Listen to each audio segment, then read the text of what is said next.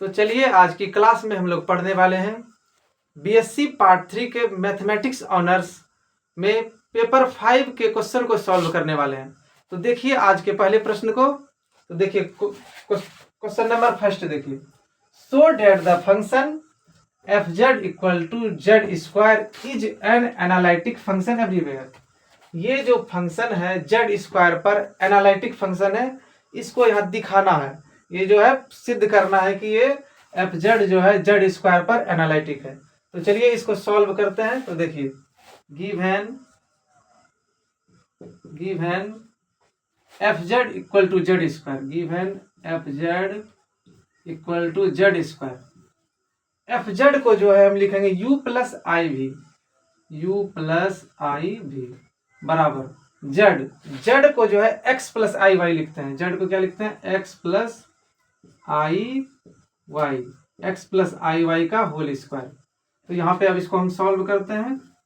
ये जो है u प्लस आई भी इक्वल टू ये जो है a प्लस बी का होल स्क्वायर पे सॉल्व करेंगे, ए स्क्वायर प्लस 2ab, इसी तरह से भी लिखते हैं, प्लस बी स्क्वायर, यानी कि ये दोनों का स्क्वायर। इसको आगे और सॉल्व करते हैं। u प्लस आई भी equal to x square plus 2x i y. ये देखिए i square i y square, इसको हम यहाँ पर साइड में सॉल्व करते हैं। आई स्क्वायर यानी कि -1 वाई का स्क्वायर, वाई स्क्वायर, ये क्या हो गया? Minus y square. इसको अब यहाँ पे लिखते हैं माइनस वाई स्क्वायर। अब देखिए इसको और सही ढंग से लिख लेते हैं। u प्लस आई भी, u प्लस आई भी बराबर एक्स स्क्वायर, वाई स्क्वायर को यहाँ लिखते हैं minus y square plus 2xy i. इसको हम लिख सकते हैं इस तरीके से। और इसको देखिए इस तरीके से कर देते हैं। अब यहां से लिखना है equating real and imaginary parts, real and imaginary parts, imaginary parts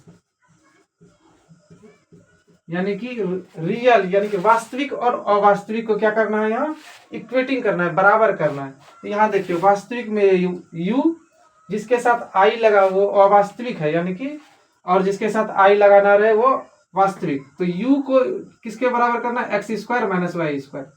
u हो गया यहाँ x square minus y square के बराबर। और आगे देखिए आई भी इक्वल टू 2x वाई आई से आई कट जाएगा तो बचेगा v बराबर 2xy। यहाँ बचेगा v बराबर 2xy। अब आगे देखते हैं। Now del u by del x, del u by del x, u को x के रिस्पेक्ट में डिफ्रेंसिएशन, u को x के रिस्पेक्ट में। तो u को जो है x के रिस्पेक्ट में, इसको x के रिस्पेक्ट में डिफ्रेंसिएशन करेंगे इसका, तो एक्स स्क्वायर का डिफरेंशिएशन हो जाएगा 2x और वाई स्क्वायर का डिफरेंशिएशन 0, यानी कि -0 होगा तो यहाँ 2x ही रहने देता है। उसके बाद फिर u को y के रिस्पेक्ट में डिफरेंशिएशन, u को जो है y के रिस्पेक्ट में, y के रिस्पेक्ट में करके यहाँ x0 माइनस वाई स्क्वायर का हो जाएगा -2y। उसके बाद del v by del x, del v by del x, v को जो है x के रिस्पेक्ट में डिफरेंशिएशन, इस v को x के रिस्पेक्ट में डिफरेंशिएशन करेंगे तो ये हो जाएगा 2y।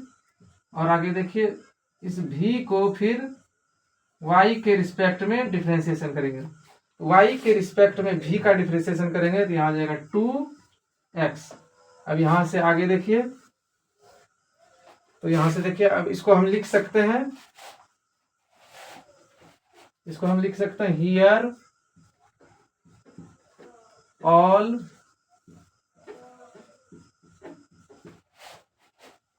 Partial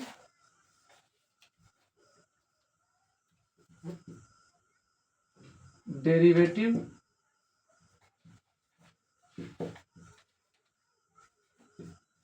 derivatives are exist and continuous, here all partial derivatives are exist and continuous.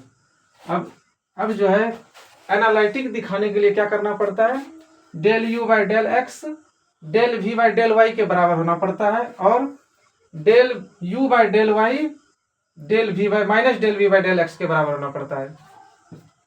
तो अब देखिए इसको हम मिटाते हैं। आगे यहाँ पे देखिए ये जो है आल्सो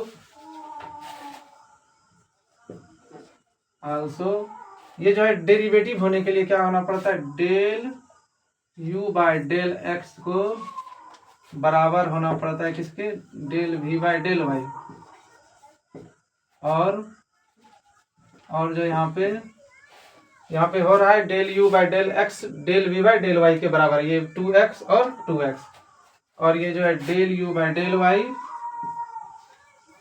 बराबर minus del v by del x, minus del v by del x. तो ये भी जो है यहाँ del v by del x del u by del y के बराबर, यानी कि यहाँ माइनस के साथ बराबर 2y और 2y। तो अब आगे ये बराबर हो गया तो ये सेटिस्फाइड हो गया, तो हम लिख सकते हैं that is Cauchy Riemann CR, Cauchy Riemann equations are satisfied, Cauchy Riemann equation are satisfied. अब आगे हम लिख सकते हैं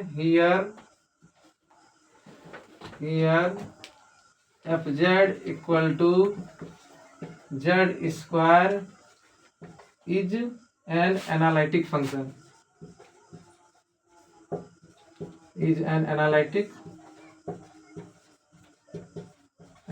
function everywhere, analytic function everywhere।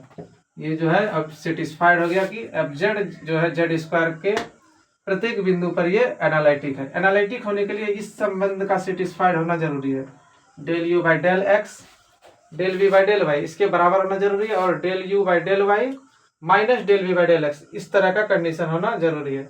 तो आगे के प्रश्न को देखेंगे, दूसरे प्रश्न को।